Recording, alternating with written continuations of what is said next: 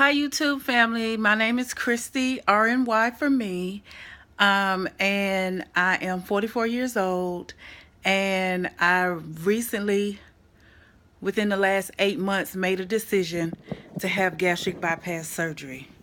I've actually had the surgery, um, and I wasn't going to do anything on YouTube, but my sister Minnie insisted that I share my story. So I'm going to catch you up to speed, and then we'll go from there. So I'm 14 days post-op. My highest weight was 362. It was also my surgery weight. Today, 14 days later, because I had my surgery December 7th, 2016 at Kennestone Hospital with Dr. Fritz John Pierre. So today I weigh 334 pounds. I've lost 28 pounds in 14 days, and it's absolutely unbelievable. So what I like to share with you is what I went through to have the surgery. My insurance through Blue Cross Blue Shield required a 6-month supervised weight loss program. And so I made an appointment with my primary because I had to have a referral on May 5th, 2016. I also called and made an appointment with my surgeon for May 23rd.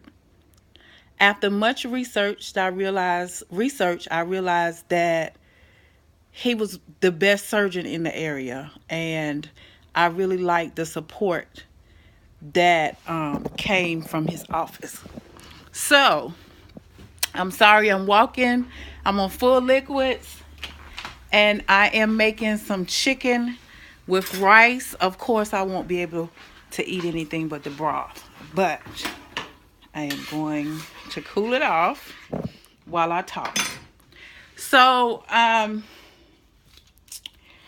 made an appointment with Dr. Jean Pierre. Went to see him on May 3rd. He was really personable. He had already done his research. When it came to me and my history, he knew my religious beliefs and how that would affect my surgery, and I really appreciated that. I went in wanting the gastric sleeve. At 362 pounds, he informed me that the gastric sleeve would probably take about 70 pounds off of me. At the most, 100. Well, I'm not in this to be fat. So I decided to go with his suggestion, which was the RNY. Every month I checked in the nutritionist, and over the course of 6 months, I met with the cardiologist, the pulmonologist, the psychologist, everybody that I had to see, the exercise therapist. Everybody was great. I went to support groups, and only 2 support groups were required, but I made a decision to go every time there was one. And as a result, I'll talk about it in another video. They've really supported me through this journey. So my last appointment with the dietitian was November 7th of this year, 2016. My paperwork was submitted to insurance November 18th. November 8th was the day that I went to the surgeon, my last appointment with the dietitian.